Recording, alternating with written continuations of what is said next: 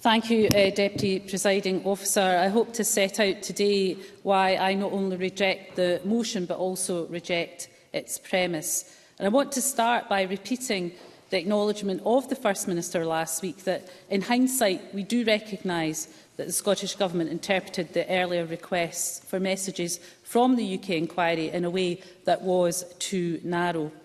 And like the First Minister last week, I want to offer my unreserved apology to families who have been bereaved by COVID for any distress that our actions as a result of that interpretation has caused them. I'll take an intervention. Alex Cole-Hamilton. I'm very grateful indeed for the Deputy First Minister taking my intervention. I keep hearing the Government use this excuse of interpreting the requirements of the UK COVID inquiry too narrowly. Too narrowly. I don't understand that. We were all, many of us served in this Parliament at the time of the COVID emergency. We all knew this inquiry was coming, and consistently the Government insisted it would fall over itself to provide messages and evidence to the inquiry, yet this is the interpretation we have. Deputy First Minister, I'll give you the time back. Let me go into some of the detail on that in response to Alex Cole-Hamilton. In my statement of the 31st of October and in answers, I did acknowledge that there had been initial requests from the UK inquiry for messages.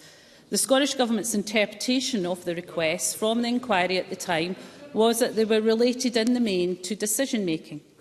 As we have already set out, the Scottish Government did not and does not routinely take decisions via messaging services like WhatsApp. Subsequently, and in line with the inquiry's requests, we have provided a far wider scope of almost 28,000 messages to the inquiry to go along with the thousands of documents that had already been shared. We are committed to full cooperation with both the Scottish and UK inquiries, and the reason for this is simple. As others have said, learning the lessons from the pandemic is vital to prepare for the future. The Labour amendment today makes... Yes, OK. Daniel Johnson. I struggle to understand why the Government misinterpreted the request and interpreted it so narrowly, because surely the point of an inquiry is to understand why decisions were made. Therefore, the context of those decisions is critical, and therefore those messages were of course relevant to the inquiry. So why did the Government make that decision? Why did they interpret it too narrowly? Deputy First Minister. The focus was on decision-making and providing the record of decision-making, and the subsequent requests from the inquiry asked for that broader range of context that Daniel Johnson is referring to. And that is, of course, what I set out in my statement in terms of the various stages, including that request for WhatsApp groups, the request for those messages within those WhatsApp groups. And that's why, of course, that the timeline put in through the GIQ was important to set all of that out in detail. But, you know, I'm not going to stand here and not say that lessons need to be learned from all of the handling of whether it was the response to the initial inquiries or indeed any other issues, because the last thing I want, or the Scottish Government wants, is to upset any of the bereaved families. That is absolutely not the intention here, and I would regret any of that having been the case. I want to move on to the legal very briefly, because I need to move on. I'm grateful for Shona Robison giving way. Can she confirm when she, as a current member of the Government and a member of the previous Government, was made aware of the request in February for the full messages? When was she personally made aware of that? Deputy First Minister. Well, when I was making the statement, the preparations for the statement, it was very clear the advice to me of what the Scottish Government's interpretation was of those earlier requests was for decision-making, and my statement was made on the basis of that. What the First Minister and I have said since then is an acknowledgement of looking back at those requests. We can see the inquiry has a point, and that is why, of course, the GIQ put that information of the whole timeline, all of the information that was asked for, into the public domain. I want to move on to the legal advice, because the Labour amendment today makes reference to the legal advice provided to the Scottish Government during the pandemic. The Scottish Ministerial Code explicitly states that Scottish ministers may acknowledge publicly that they have received legal advice on a particular topic, but must not divulge either who provided the advice or its contents, whether it's from law officers or anyone else. This is a long-standing convention of respecting the legal professional privilege of legal advice provided to the government, privilege that I understand that governments elsewhere in these islands also follow. The Code also sets out that where, in exceptional circumstances, ministers come to the view that the balance of public interest lies in disclosing either the source or the contents of legal advice on a particular matter, the law officers must then be consulted and their prior consent obtained before any disclosure takes place. Such consent will only be granted where there are compelling reasons for disclosure in the particular circumstances. It is the view of ministers that disclosure to the inquiries fits with a commitment towards transparency. As a result, Scottish Government officials have sought an agreement with the inquiries, giving them full access to unredacted material that is legally privileged. We will also be seeking to ensure that the inquiries are able to disclose that material, if they consider it necessary to do so, subject to any overriding contrary public interest. Our overall commitment will be to full transparency. The First Minister has set out to the Chamber that such... briefly.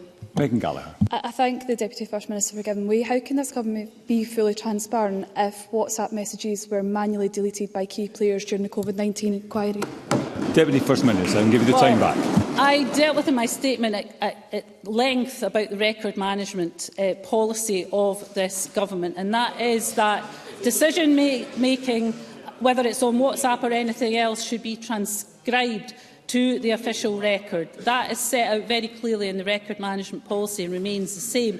What I'm talking about here is the legal advice, and I want to conclude the point, because it is the view of ministers, as I said earlier, that disclosure to the inquiries fits with a commitment towards transparency, and I hope that's something that will be welcomed. The First Minister has already set out to the Chamber that such a decision by the Scottish Government officials to seek redactions would only be in exceptional circumstances where they had a legal responsibility to do so, and I would stress that they would also be required to advise the inquiries of their reasons for doing so.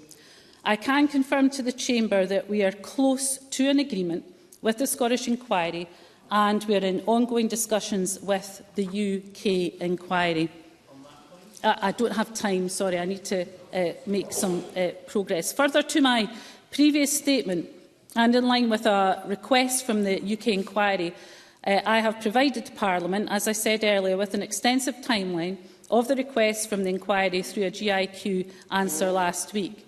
That answer provides a full timeline of the request to the Scottish Government and how we've complied with those requests.